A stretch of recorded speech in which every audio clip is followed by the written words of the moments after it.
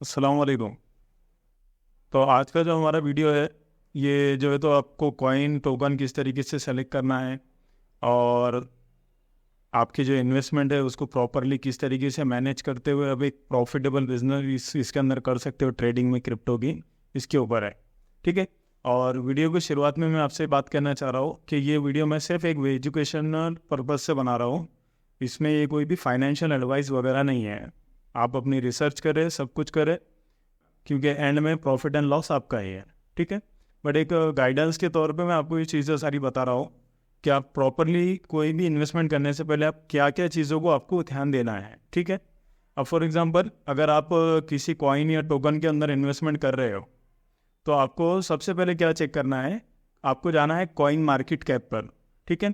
Coin market cap आपको play store पर भी मिल जाएगा और इंटरनेट पे आप ब्राउज़र के ऊपर भी उसको सर्च करके आप उसके ऊपर कोई भी कॉइन का नाम वगैरह डालकर वहाँ पर आप उसको चेक कर सकते हो।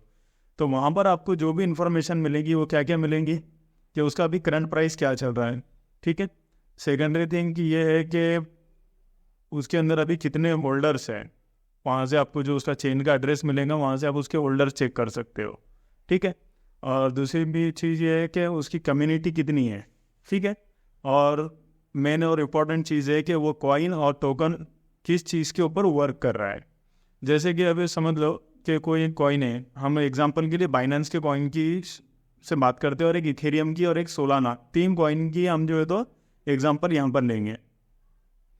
तो इथेरियम क्या कर रहा है, एक इकोसिस्टम बनाकर दिया है उसने। अब इकोसिस्टम पे कर क्या हो रहा है उसके कि नए नए डेवलपर्स वगैरह नए प्रोजेक्ट्स वहाँ पर क्या कर रहे हैं, अपना स्मार्ट कॉन्ट्रैक्ट डिप्लॉय कर रहे हैं। स्मार्ट कॉन्ट्रैक्ट डिप्लॉय यानी स्मार्ट कॉन्ट्रैक्ट, कॉइन टोकन का भी स्मार्ट कॉन्ट्रैक्ट होता है, एनएफटी का भी स्मार्ट कॉन्ट्रैक्ट होता है। उसके अलावा बहुत सारे गेमिंग्स वगैरह के अंदर जो भी स्मार्ट कॉन्ट्रैक्ट की ज़रूरत पड़ती है वो ब्लॉकचेन्स के ऊपर होता है। तो हमारा एक इथेरियम की ब्लॉकचेन के ऊपर अगर हम अपना कॉइन या टोकन या एनएफटी वगैरह मिंट कर रहे हैं या डिप्लॉय कर रहे हैं उसको, तो वहाँ पर जो है तो आपको जो फीस पे करना पड़ती है या डेवलपर्स को जो फीस पे करना पड़ती है वो फीस होती है इथेरियम में। ठीक है। तो यहाँ पर यह हो गया इथेरियम का इनकम सोर्स कि वहाँ से उसकी इनकम आ रही है। ठीक है। फिर दूसरी चीज़ आपको ये चेक करना है कि कितने सारे डेवलपर्स या कितने सारे प्रोजेक्ट्स वहाँ पर जो है तो डिप्लॉय हो रहे हैं, कितने सारे डेवलपर्स उसको यूज़ कर रहे हैं। ये हो गया सेकेंडरी थिंग जो आपको चेक करना है। ठीक है। अब जैसा अभी सोलाना की मिसाल देता हूँ मैं आपको, तो सोलाना के ऊपर क्या है कि सोलाना के ऊपर डेली कोई ना कोई नए नए प्रोजेक्ट्स आते जा रहे हैं और जितने फास्ट उसके ऊपर प्रोजेक्ट ग्रो हो रहे हैं तो आप देखेंगे कि सोलाना का प्राइस भी कुछ $18-19 से उठकर $180 तक, $180 तक चला गया था। ठीक है। तो ये ऐसे नहीं होता, क्यों? क्योंकि सोलाना के पास में फीस आ रही है। सोलाना के ऊपर डेली जितने ट्रांजेक्शन हो रहे हैं, मान लो अगर मैं कोई टोकन अगर मैं सोलाना की चेन पे बना रहा हूँ, ठीक है, और मैंने बना लिया, तो अब उसके ऊपर जितने भी बार वॉलेट टू वॉलेट ट्रांसफ़र होंगे वो सोलाना वाला की चेन का जो टोकन मैंने बनाया है वो जितने भी वॉलेट में इधर से उधर ट्रांसफ़र होता रहेगा, तो उसके अंदर एक मिनिमल गैस फीस होती है। वो गैस फीस कट रही है, वो जा किसको रही है? सोलाना को, सोलाना इकोसिस्टम में जा रही है। ठीक है। उसी तरीके से बाइनेंस स्मार्ट चेन पे जब आप देखेंगे तो बाइनेंस स्मार्ट चेन पे भी अगर मैं अपना कोई टोकन बना रहा हूँ, ठीक है, और उसके बाद में जब मैं उसको इधर से उधर ट्रांसफ़र कर रहा हूँ, वॉलेट टू वॉलेट, मेरे यूज़र मेरे बायर अगर उसको ट्रांसफ़र कर रहे हैं तो उसके ऊपर एक मिनिमल फीस होती है जो ऑन चेन होती है, जो अलग से टैक्सेस लगाते हैं उसकी बात नहीं कर रहा हूँ। अलग से जो टैक्सेस 5% 3% होते हैं वो जिसने टोकन डिप्लॉय किया है वो लगाता है ताकि उसके इकोसिस्टम में कुछ फंड्स आ सके आगे मेंटेनेंस के लिए, आगे एक्सपांशन के लिए। बट ब्लॉकचेन की अपनी एक फ़ीस होती है। ठीक है। तो इस तरीके से आपको ये एक बात समझ में आ जाएगी कि हाँ भाई, बाइनेंस का अगर आप अच्छे से स्टडी कर लो कि उसकी चेन किस तरीके से वर्क करती है, वो फीस किस तरीके से लेते हैं, गैस फीस किसको कहते हैं, गैस फीस यही हो रही है। गैस फीस के मीनिंग ही ये होते हैं कि जो भी ट्रांजेक्शन फीस आप कर रहे हो, जैसा अभी हम देखेंगे कोई बाइक यूज़ कर रहे हैं, कोई कुछ यूज़ कर रहे हैं, तो उसके अंदर एक मेंटेनेंस होता है जिसको हम पेट्रोल कहते हैं, गैस कहते हैं। ठीक है। तो उसी तरीके से ये मेंटेनेंस के चार्जेस ले रहे हैं। तो उसके ऊपर ड्राइव करने के लिए, आपका टोकन ड्राइव करने के लिए, उसको स्मूथली इधर से उधर ट्रांसफ़र हो सके, ये सब हो सके, उसके लिए उन्होंने क्या करी है, गैस फीस रखी है। तो वो गैस फीस जाती है जिसकी ब्लॉकचेन है उसको ये गैस फीस जाती है। ठीक है।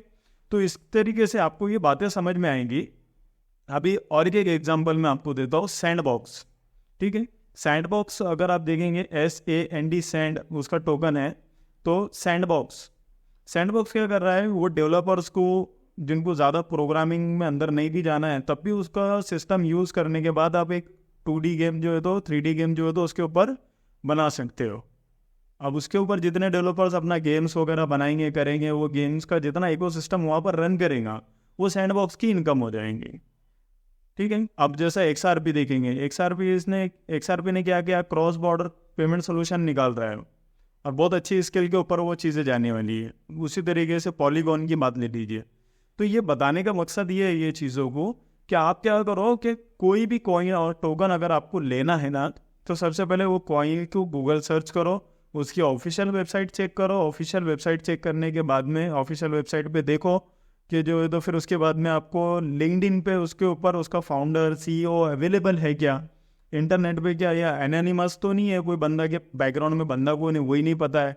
ठीक है। आप XRP का CEO ढूंढोगे आपको मिल जाएगा, आप इथेरियम का ढूंढोगे आपको मिल जाएगा, आप सोलाना का कौन है ढूंढोगे मिल जाएगा, बाइनेंस का कौन है ढूंढो मिल जाएगा, पॉलीगॉन माइटिक का कौन है ढूंढो आपको मिल जाएगा। बट आप क्या करो, थोड़ी सी रिसर्च के, हमेशा मैं जितने लोगों को जानता हूँ जो लोग ट्रेड करते हैं क्रिप्टो में, मैं आपको हमेशा एक बात कहता हूँ कि आप थोड़ी सी रिसर्च करा करो, थोड़ी सी। उससे क्या होता है ना, ये नहीं होता है कि बस मार्केट में अभी क्या हो रहा है कि हाँ मार्केट अभी नीचे गया, आप क्या करते हो, नीचे की जब गया मार्केट नीचे कंसोलिडेट कर रहा है, यहाँ पर एक रेंज बाउंड में फंसा हुआ है, आप वहाँ पर खरीदते नहीं हो।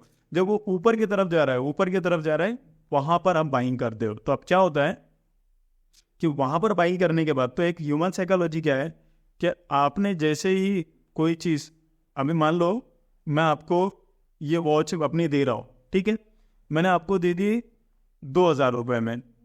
अब 2,000 रुपये में देने के बाद में अगर आपको कोई उसको 2,500 रुपये में मांग रहा है तो आप तो बेच ही देंगे ना, जाहिर सी ह्यूमन साइकोलॉजी है। आपने उसको 2,500 रुपये में बेच दी, अब उसको कुछ ज़रूरत पड़ गई, अब उसने देख रहा है बिक नहीं रही है, तो वो क्या करेगा, रेट गिरा के देगा। ठीक है। अब रेट गिराने के बाद नहीं देगा, उसने अगर 2,100 रुपये में लगा दिया तो आपको पता है कि यार मैंने 2,000 में खरीदा था, 2,500 में बेचा, अभी वापस आपने 2,100 में खरीदा। ठीक है। फिर कोई मांग रहा आपको 2,300 रुपये में, फिर आप 200 रुपये प्रॉफिट के लिए बेचेंगे। तो इसी तरीके से जो चार्ट पैटर्न होता है ये ह्यूमन साइकोलॉजी है। तो आपने कभी भी जो अपनी ट्रेड करना है तो मार्केट को नीचे आने दो, करेक्शन लेने दो, वहाँ पर एंट्री बनाओ। आप ये ना करो कि पॉइंट आगे चला गया, मार्केट ऑलरेडी 20, 25, 50% बढ़ गया, 100% बढ़ गया और आप वहाँ पर एंट्री ले रहे हो कि नहीं अब यहाँ से आगे और बढ़ेगा। तो मार्केट मेरे और आपके इमोशंस पे नहीं चलता है। ठीक है। एक मार्केट का अपना रोल है, मार्केट के रूल के हिसाब से हम सबको चलना पड़ेगा। तो अब बोलने का जो मेरा मेन मकसद है, तो सबसे पहले आपको जो चेक करना है, आपको ऑफिशियल वेबसाइट चेक करना है, वो कॉइन या टोकन क्या काम कर रहा है वो आपको चेक करना है, कितने लोग उसके ऊपर, कितने डेवलपर्स उसको यूज़ कर रहे हैं, या फिर जो मतलब कितने कंपनीज उसको यूज़ कर रहे हैं, कितने यूज़र उसको यूज़ कर रहे हैं, उस चीज़ों की आपको थोड़ी सी रिसर्च करना है। फिर उसके बाद में आपको करना क्या है, कॉइन मार्केट कैप पे उसके होल्डर कितने हैं वो देखना है। हाँ, अगर आप प्री सेल या प्राइवेट सेल में पार्टिसिपेट कर रहे हो तो उस टाइम पे जो है तो आपको कम्युनिटी वगैरह उतनी दिखेगी नहीं, बट आपको उसका CEO कौन है, फाउंडिंग टीम कौन है, एटलीस्ट ये देखने के लिए मिलेगा। तो उस चीज़ के ऊपर आप रिसर्च करें, वो देखें, उनका वाइट पेपर को रीड करें कि हाँ ये कुछ रियल प्रोजेक्ट लाने वाले हैं नहीं लाने वाले हैं। फिर लिंक्डइन पे वो बंदे की जो तो क्रेडिबिलिटी है या नहीं है, वहाँ पर वो अवेलेबल है या नहीं है, या ऐसा है कि उस कंपनी की कोई डिटेल लिंक्डइन वगैरह पर है या नहीं है। ये चीज़ों को आपको बारीकी से, छोटी सी चीज़ों की आप करेंगे ना, आप समझ लो रिसर्च में अगर एक दिन डाल दोगे ना तो आपका 1-1, 2-2 साल की होल्डिंग से आप बच जाओगे। ठीक है। तो इस तरीके से आपको किसी भी कॉइन और टोकन में इन्वेस्टमेंट करने से पहले ये सारी रिसर्च आपको करनी है। अब सेकेंडरी थिंक कि भाई अब आप लोग बोलेंगे फ़हीम भाई मीम टोकन का क्या, तो मीम टोकन का पोर्टफोलियो हमेशा आपका, मान लो 1 लाख रुपए का आपका पोर्टफोलियो है, आपका बजट है 1 लाख रुपए का, तो आपने उसको क्या करना है, और आप बिल्कुल नए हैं मार्केट में, तो आपने सबसे पहली चीज़ आपने करना है कि टॉप 10 क्रिप्टो के जो टॉप 10 कॉइन मार्केट कैप पे आपको टोकन्स कॉइन्स दिखेंगे, इसी में आपको ट्रेड लेना है। ठीक है। और थोड़ा सा आप अगर एक्सपर्ट हो गए या थोड़ा सा आपको चार्ट पैटर्न समझ में आने लग गया, आपको मार्केट का फंडामेंटल समझ में आने लग गया, तब आपने ये करना है कि अपनी इन्वेस्टमेंट को और ज़्यादा डाइवर्सिफाई करना है कि आपने 20% अमाउंट जो है, मतलब 1 लाख रुपए में से 20,000 रुपये आप मीम टोकन्स के लिए रखो। ठीक है। पर आप क्या करेंगे कि मेम टोकन जब आपको नीचे मिल रहा है वहां पर बाय करो, आपको 10-20-50% का ऊपर प्रॉफिट मिल गया, आप सेल कर दो। मार्केट एक बार ऊपर जाएगा तो नीचे आना है उसको करेक्शन के लिए। तो ये डाउन में बाय किया, अप में सेल किया, डाउन में बाय किया, करेक्शन में बाय किया, फिर थोड़ा सा ऊपर गया सेल किया, और समझ लो आपने यहाँ पर सेल कर लिया, यहाँ पर मार्केट आया, आपने 30% एंट्री ले ली, फिर और नीचे गया, फिर और 30% अमाउंट की एंट्री ले ली, फिर और नीचे गया, फिर आपने 25% अमाउंट की एंट्री ली। ऐसा 3 से 4 एंट्री बनाते चलेंगे तो मार्केट अगर थोड़ा सा भी ऊपर की तरफ गया तो आपका पूरा रिकवरी इसके अंदर बनता है। तो इस तरीके से ट्रेड करें, ये ना सोचे कि रातों रात जो है तो 1000x हो जाएगा, 10,000x हो जाएगा, इस तरीके से नहीं। स्लोली थोड़ा सा टारगेट डेली का बनाओ और डेली उसके अंदर थोड़ा थोड़ा अपना प्रॉफिट बुक करते चलो। इंशाल्लाह आप देखेंगे कि आपका जो पोर्टफोलियो आपने 1 लाख रुपए से 50,000 से 10,000 से शुरू करा, वो कुछ ही महीनों में डबल ट्रिपल की लेवल पे आप लेके जा सकते हो। बट उसके लिए कांस्टेंट मेहनत चाहिए, कांस्टेंट आपकी रिसर्च चाहिए, और कांस्टेंट प्रॉपरली सबसे मेन इंपॉर्टेंट चीज़ है कि जिस इंसान की एंट्री सही होती है ना, उसी को एग्जिट सही मिलती है। और जो इंसान अपनी एंट्री सोच समझ के लगाता है, ठहर के लगाता है, रुक के लगाता है, उसमें प्रॉपरली एक सब्र करके लगाता है ना, उसको एग्जिट के लिए सब्र करने की ज़रूरत नहीं पड़ती है। ये प्रॉपरली जो है ना आपको इन शॉर्ट ट्रेडिंग में आपको बता रहा हूँ, ठीक है। अब इसके अलावा आपने जो है ना fundamentally strong tokens, fundamentally strong coins, इन चीज़ों के ऊपर आपने फोकस करना है। और देखिए ज़्यादा कोई ये हार्ड चीज़ें नहीं है, तो इस चीज़ों को आप प्रॉपरली एक छोटी सी रिसर्च, इस तरीके से आपको चार्ट जो नज़र आएगा ये कॉइन मार्केट कैप का है, इसके ऊपर मार्केट की कहाँ पर चीज़ें चल रही है, कैसी चल रही है, ठीक है। और बार बार महीने में आपको 4 से 5 चांसेस या 10 चांसेस आपको मिलना ही मिलना है प्रॉपर ट्रेड गए, ठीक है। तो एक सही निशाना लगाकर एक सही ट्रेड का अगर आप करने की आदत डाल देंगे तो इंशाल्लाह आप हर महीने एक अच्छी लेवल का प्रॉफिट इसके अंदर देखेंगे, ठीक है। और इस वीडियो के अंदर अगर बाद में जो है तो मैं आपको जो है तो अगला जो वीडियो हमारा आने वाला है, जो अलग अलग टोकन्स होते हैं या अलग अलग प्लेटफॉर्म्स के टोकन्स होते हैं वो क्या होते हैं, जैसे मेटावर्स क्या होता है, ठीक है, गेमिंग क्या होता है, वर्चुअल रियलिटी क्या होता है, AI क्या होता है, ठीक है। और फिर बहुत सारी इसी रिलेवेंट के अंदर चीज़ें, इसकी अलग अलग कैटेगरीज को मैं आपको एक्सप्लेन करने वाला हूँ। तो इसके बाद में वाले वीडियो को भी आप देखें, और आपको इसी तरीके के पूरे वीडियोस में जो तो आपको वन बाय वन एक आसान से आसान लफ्ज़ों में मैं आपके सामने पेश करूँगा इंशाल्लाह। तो ठीक है, मिलते हैं फिर अगले वीडियो में, और चैनल को सब्सक्राइब कर दीजिए। ओके, चलिए, अल्लाह हाफिज़।